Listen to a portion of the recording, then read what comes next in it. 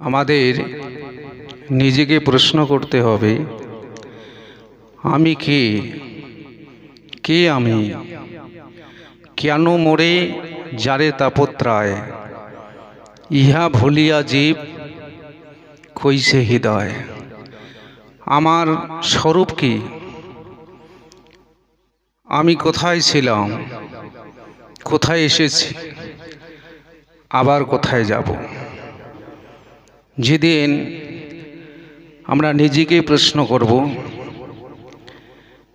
যখন তিনি জানতে পারবেন আমি কোনো সংসারের মালিক নই, আমি নিজে কোনো কর্তা নই, আমরা প্রত্যেকে ভগবানের সন্তান, আমরা প্রত্যেকে ভগবানের দাস।